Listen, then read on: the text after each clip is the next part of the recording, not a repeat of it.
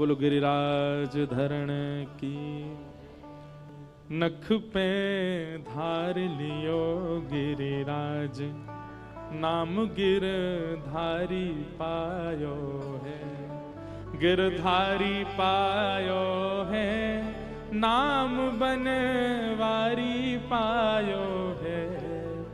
नख पे धार लियो गिरिराज, नाम गिरधारी पायो। अभी भोपाल आने से पहले शरद उत्सव था गिरिराज जी में, 4 दिन की कथा थी।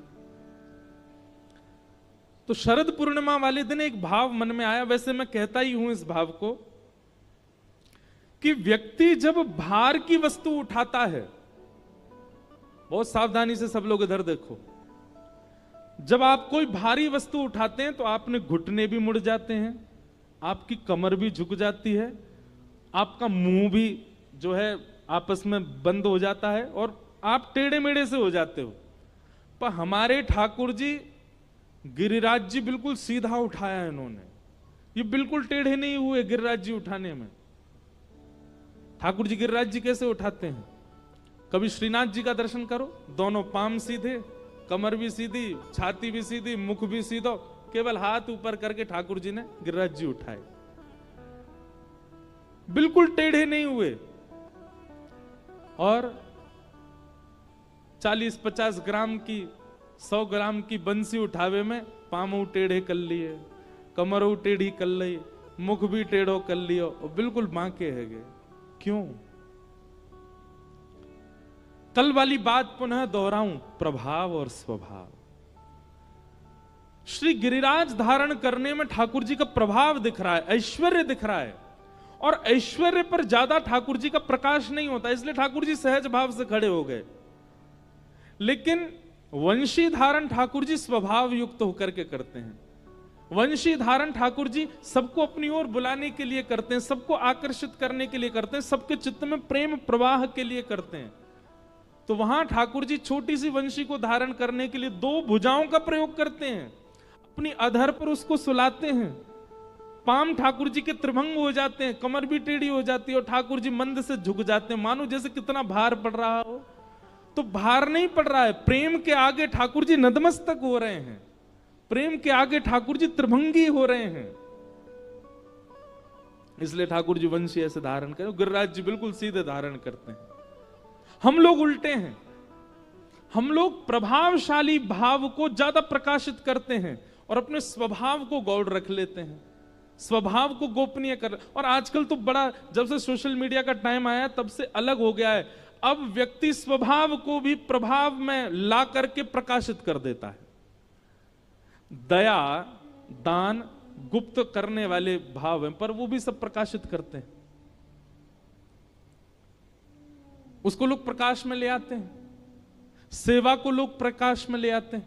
हम अपने गिरधर लाल जी का नित्य चित्र नहीं डालते कहीं पर भी, बहुत कभी कभी मन हुआ तो डाल देते हैं। क्यों?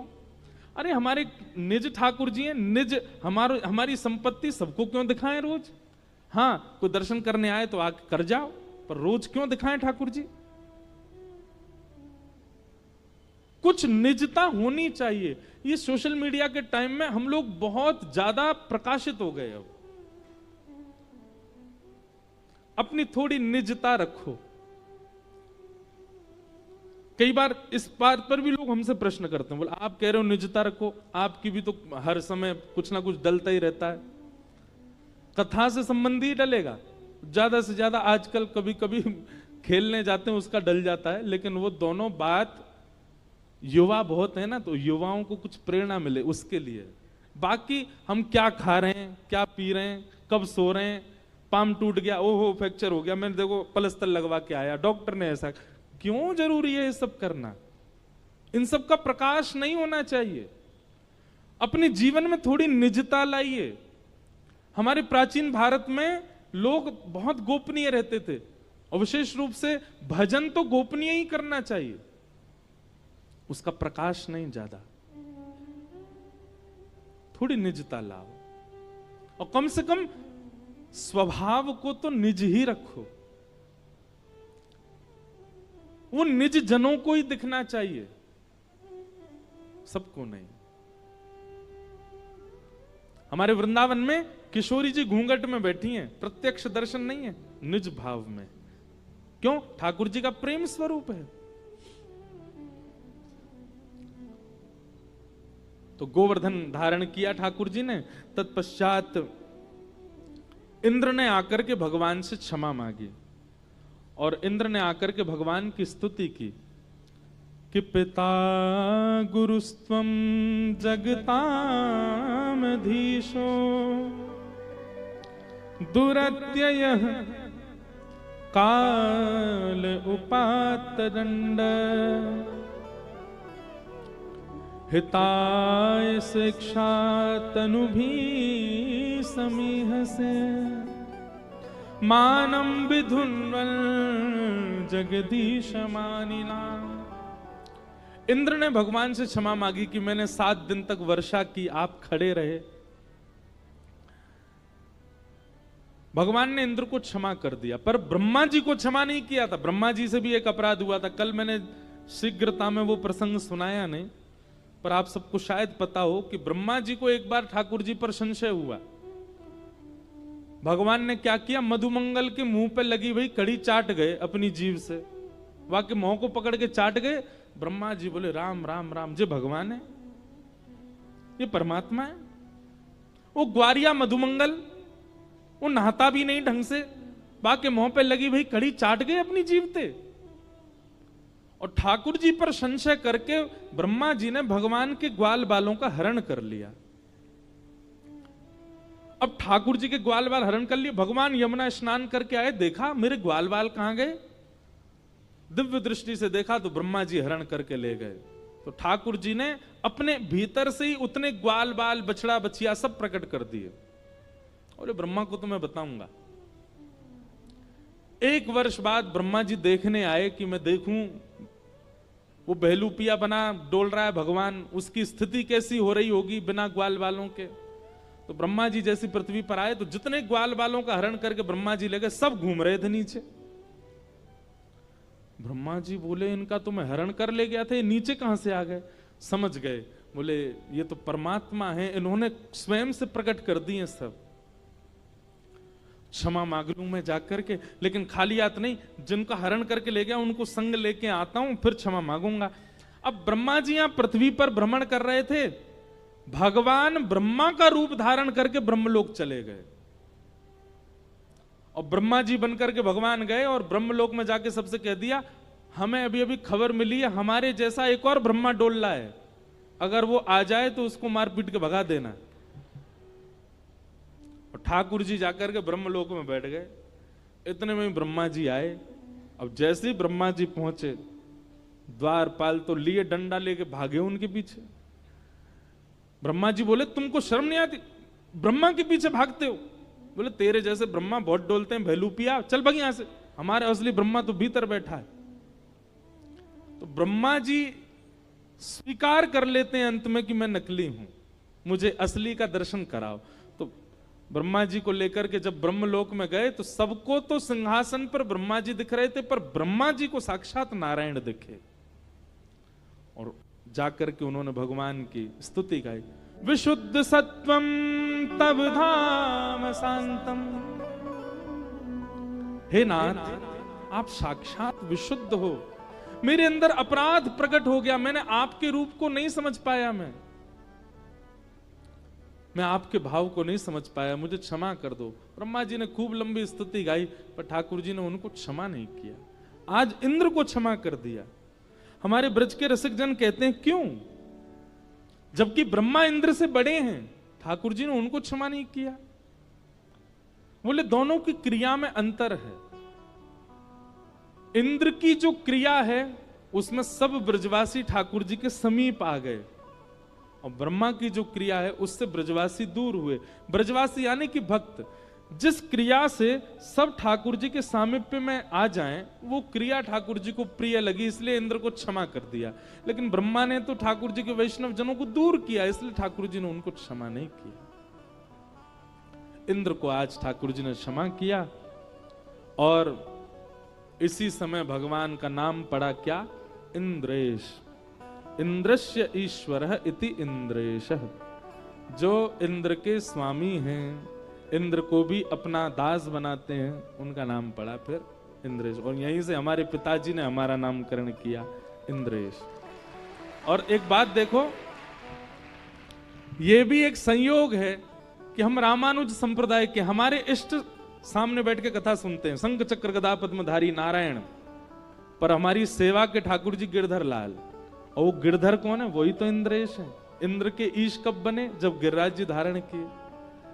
तो ये एक कोई, और एक पंक्ति में गाता हूं ना कथा में, कई जन्मों से बुला रहे हो, कोई तो नाता जरूर होगा, नजरों से नजरें मिला न पाऊं, मेरी नजर का कसूर होगा, तुम ही तो मेरे माता पिता हो, तुम ही तो मेरे बंधु सखा हो, कितने रिश्ते तुम संग मेरे, कोई तो रिश्ता जरूर होगा। एक बात प्रमाणित मान लीजिए, आपको कथा अगर 7 दिन में, हम कह रहे हैं 7 दिन में 3 घंटा की कथा में 1 मिनट भी आपका मन कथा में लग गया हो, और वो 1 मिनट की कथा में आपके रोंगटे खड़े हो गए हो, वो 1 मिनट में आपके नेत्र सजल हो गए हो, मन को अत्यंत आह्लाद हो गया हो, तो यह बात स्वीकार कर लीजिए कि आपका पूर्व संबंध ठाकुर जी से कुछ तो है, जो आपको वो बात प्रिय लग गई, वो भाव प्रिय लग गया, वो क्षण प्रिय लग गया। कैसे? हमने ठाकुर जी को देखा तो है नहीं, हम ठाकुर जी से मिले तो है नहीं, ठाकुर जी से कभी हमारा संवाद तो हुआ नहीं, फिर यह कथा इतनी प्रिय क्यों लगती है? वृंदावन जाकर के वह धाम क्यों प्रिय लगता है? वृंदावन के वैष्णव संत जनों को देखकर के उनके सामने सब समर्पित करने की इच्छा क्यों प्रकट हो जाती है? वृंदावन के प्रसाद को लेते समय कंठ इतना आनंद में क्यों आ जाता है? कथा सुनते सुनते नेत्र सजल क्यों हो जाते हैं? संबंध तो है ठाकुर जी से। कोई अपराध हमसे छोटा सा बन गया होगा, जिसके कारण ठाकुर जी ने पुनः मानव बना करके भेज दिया, और आज मानव बनकर के हम अपनी क्रियाओं को क्रियान्वित कर रहे हैं। पर जब कथा सुनी, जब सत्संग सुना, जब किसी संत रसिक की वाणी सुनी, तो वाणी सुनकर के मन आह्लादित हो गया, मानो हम तो भूल गए कि हमारा पूर्व संबंध क्या था ठाकुर जी से, पर हमारी चेतना को याद है, हमारी आत्मा को स्मृति है कि नहीं, ठाकुर जी से कुछ तो संबंध है, कोई तो भाव है।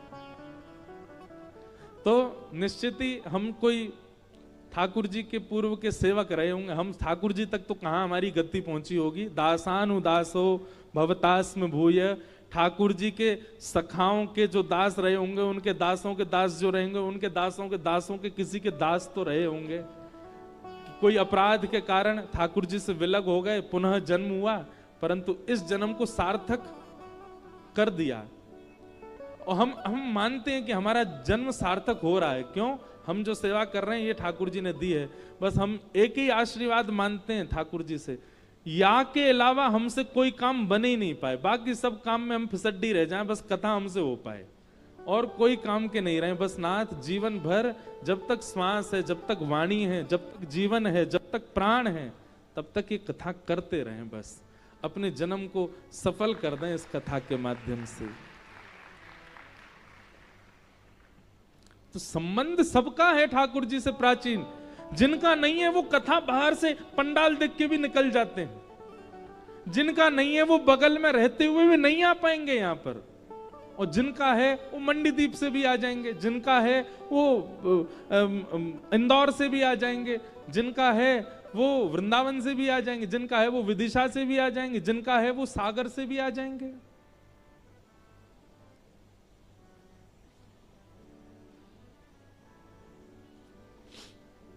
ये बात निश्चित है कि आप अपनी इच्छा से प्रेम ठाकुर जी से नहीं कर सकते, किसी के बताने से आपको प्रेम नहीं होगा ठाकुर जी से, ठाकुर जी के प्रति प्रेम होगा कब? जब ठाकुर जी आपको प्रेम भरी दृष्टि से देख लेंगे। ठाकुर जी चाहेंगे तो ही उनसे प्रेम हो सकता, नहीं तो नहीं।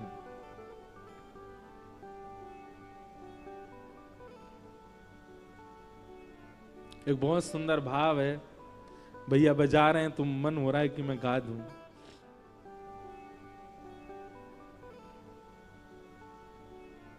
एक बहुत सुंदर भाव है, भैया बजा रहे हैं तो मन हो रहा है कि मैं गा दूं। मुझको राधा रमन कर दो ऐसा मगन, मुझको राधा रमन कर दो ऐसा, मुझको राधा रमन कर दो ऐसा मगन, मुझको राधा कर दो ऐसा। ओ रटूं मैं तेरा नाम यूं आठों याम, रटूं मैं तेरा नाम, गाओ सब लोग,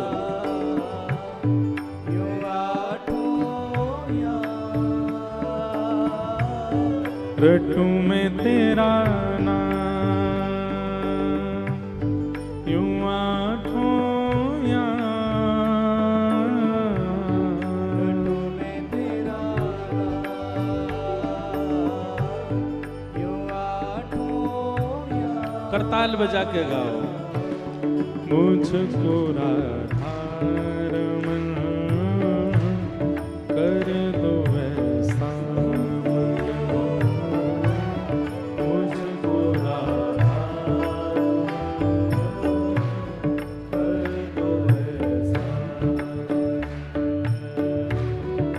रटूं मैं तेरा नाम यूं आठों याम,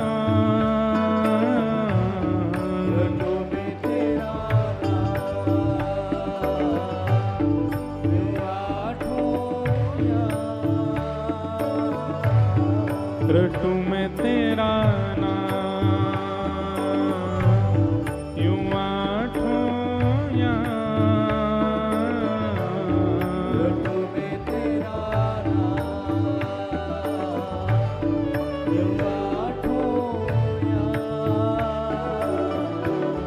मुझको राधा रमन कर दो ऐसा मगन, मुझको राधा कर दो ऐसा। कैसा मगन? करुणा निधान मोह पे कृपा कर रीझिए, करुणा निधान मुझ पे कृपा कर रीझिए, करुणा निधान मुझ पे कृपा कर रीझिए।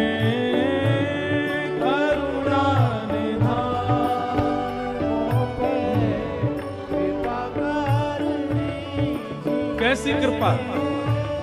ब्रज में बसा के मोहे सेवा सुख दीजिए, ब्रज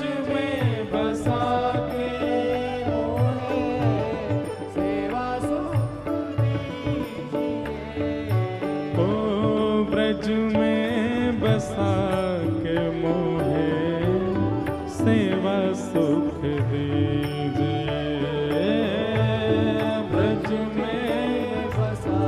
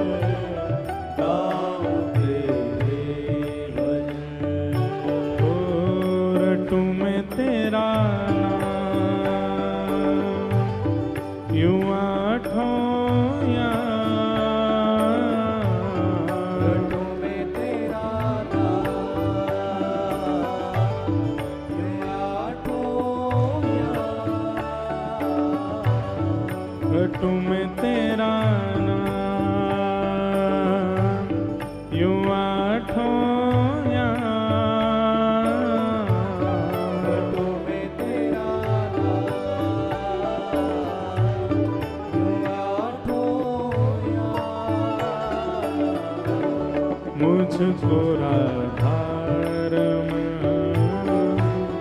कर दो ऐसा, मुझको राधारमण कर दो ऐसा। श्री राधा रमण लाल की।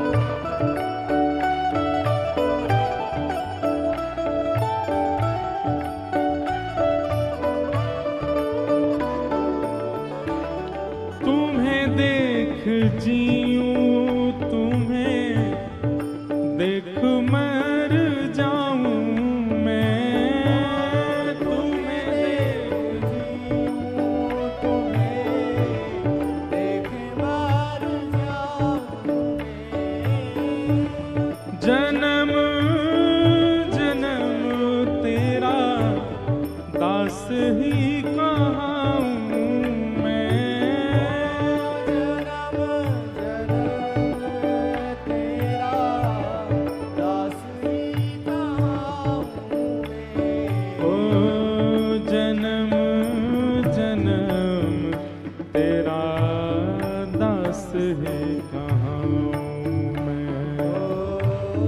जन्म जन्म तेरा दास ओ रख लो अपनी शरण, कर लो मन में रमण, रख लो अपनी शरण, कर लो मन में। रटू में तेरा नाम यूं आठों याम, रटू में तेरा नाम यूं आठों याम, रटू में तेरा नाम यूं आठों याम।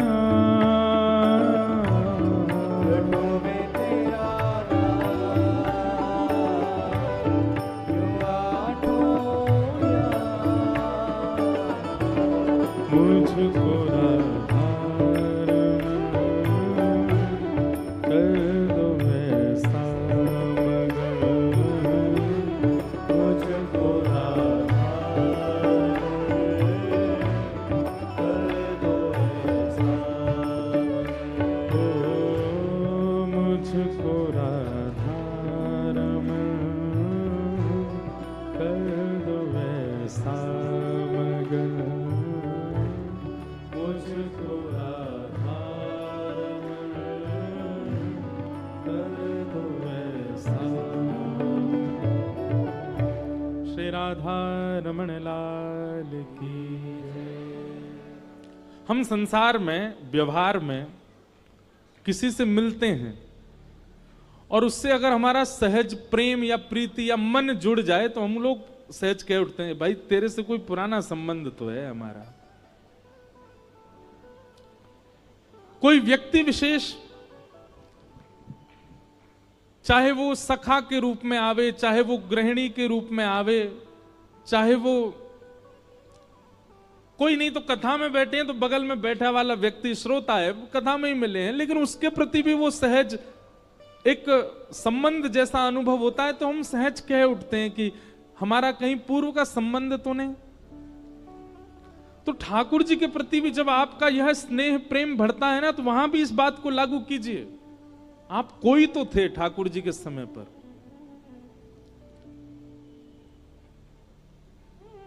किसी को भी उठा लीजिए, मीराबाई माधवी नाम की गोपी थी द्वापर में,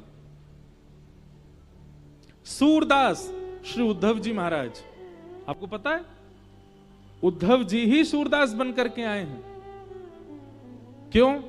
क्योंकि ठाकुर जी के निभृत निकुंज में किसी का प्रवेश नहीं है, केवल ठाकुर जी और किशोरी जी लीला कर रहे थे। ललता विशाखा द्वार रोक करके खड़ी हैं कि कोई भीतर ना जाए, तभी उद्धव जी महाराज आ गए। उद्धव जी भगवान के सखा। तो उद्धव जी महाराज जैसे ही भीतर प्रवेश करने लगे, ललता विशाखा ने रोका। सब लोग बहुत ध्यान से सुनो। बोले ठाकुर जी निवृत्त निकुंज में बैठे हैं, यहां किसी का प्रवेश नहीं है। उद्धव जी बोले निवृत्त निकुंज हो या कोई सी निकुंज हो, हमारा प्रवेश सब जगह। ललता विशाखा बोली उद्धव, अपनी द्वारिका में चलाना या मथुरा में चलाना, ये वृंदावन में नहीं चलेगी तुम्हारी। वृंदावन में सखियों की चलती है, हमारी इच्छा से ठाकुर जी पाते हैं, हमारी इच्छा से सोते हैं, हमारी इच्छा से चलते हैं। उद्धव जी बोले ठाकुर जी को अगर पता चल गया ना कि द्वार पर उद्धव आया है, अपनी सब लीला वीला छोड़ के आ जाएंगे बाहर, इतना प्रेम करते हैं मुझसे। ललता विशाखा बोली वो सबसे ऐसे ही स्नेह बांध देते हैं, सबको ऐसा ही लगता है कि वो सबसे ऐसे ही प्रेम करते हैं, पर ऐसा कुछ नहीं है। वो ब्रज के लिए उनका अलग ही भाव है। उद्धव जी बोले देखिए मेरा समय खराब मत करो, मुझे भीतर जाने दो। ललता विशाखा ने मना किया। उद्धव जी हठ पूर्वक निकुंज में प्रवेश कर गए। तो सखियों ने उनको शाप दे दिया, बोले जा तो जाओ, तुम हठ पूर्वक जा रहे हो भीतर, लेकिन हमारा शाप है कि तुम नेत्रहीन हो जाओगे, कुछ नहीं दिखेगा तुमको भीतर। उद्धव जी भीतर चले गए और भीतर जाकर के जब उन्होंने देखा तो निकुंज दिख रहा है, यमुना जी दिख रही है, सेज दिख रही है, ठाकुर जी की आवाज सुनाई दे रही, पर ठाकुर जी नहीं दिखे। तो उद्धव जी महाराज ठाकुर जी क्या, मुझे आप दिख क्यों नहीं रहे हो? बोले उद्धव ये सखियां सामान्य गोपियां नहीं है, ये गैया चराने वाली, गोबर थापने वाली, दूध निकालने वाली, इनको तुम सामान्य गोपी मत समझो। ये वेद की ऋचाएं हैं, ये दंडकारण्य वन के संत हैं, कितनी तपस्या करके गोपी बन करके आई हैं।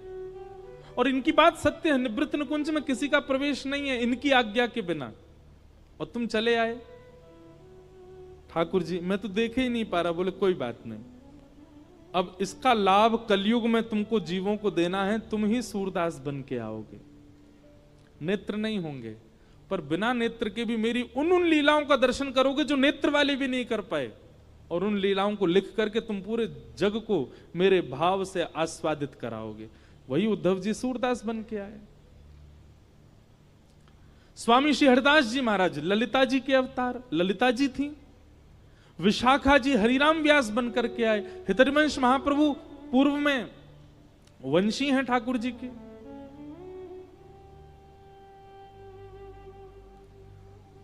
कोई भी ऐसा नहीं है ठाकुर जी के आसपास या ठाकुर जी से प्रीति करने वाला जिसका पूर्व संबंध ना हो।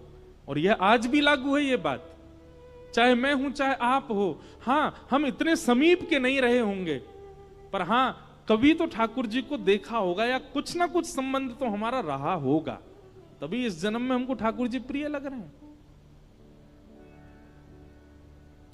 कैसे कैसे ऐसे लोगों को मैं जानता हूं जो कभी वृंदावन नहीं गए, जिन्होंने कभी कथा नहीं सुनी, पर एक बार केवल कोई संकीर्तन सुन लिया या कोई कीर्तन सुन लिया या कोई भजन सुन लिया, नेत्र सजल हो गए, अब मन शांत हो गया, ना बोलने की इच्छा होती है ना किसी से मिलने की, अब बस मन में यही भाव उत्पन्न होता है कि हम चलें वृंदावन, जाएं वृंदावन। वृंदावन आधुनिक स्थान नहीं है, वृंदावन पर्यटन स्थान नहीं है, वहां पर्यटकों के लिए कुछ भी नहीं है, पर फिर भी भीड़ देखो आप, पर्यटक स्थलों पर इतनी नहीं होती होगी जितनी वृंदावन में होती है।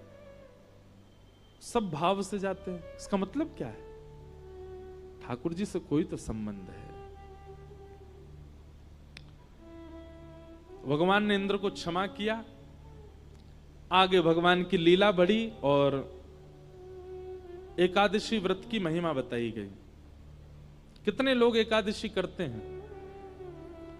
सच्चे वाले बताओ। सच्चे वाले हैं सब, बहुत अच्छी बात। 3 निष्ठाएं पालन किया कीजिए। कृष्ण भक्त, सबसे पहले तुलसी निष्ठा, तुलसी धारण करो। दूसरी नाम निष्ठा, नाम जप में प्रवीण हो जाओ। और तीसरा एकादशी निष्ठा। ये 3 निष्ठा प्रधान। तुलसी धारण करने वाले ध्यान रखना, फिर कुछ भी ऐसा पाना नहीं जो तुलसी धारण करने के बाद अपवित्र हो। आप फिर कुछ भी ऐसा खा पी नहीं सकते, इसलिए तुलसी निष्ठा में थोड़ा ध्यान रखिएगा। दूसरी बात, एकादशी निष्ठा और नाम निष्ठा। एक बात बहुत ध्यान से सुनिएगा,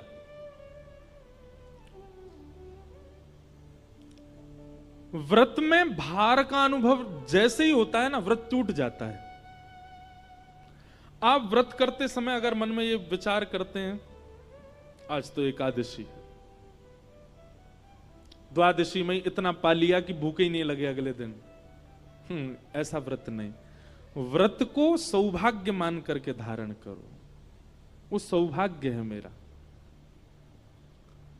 कई बार कई लोग व्रत रखते हैं तो व्रत के समय कोई और अगर अन्न पा रहा हो तो उससे दूर उठ के बैठ जाते हैं। क्यों? इसकी थाली देख के हमारा मन नहीं करावे।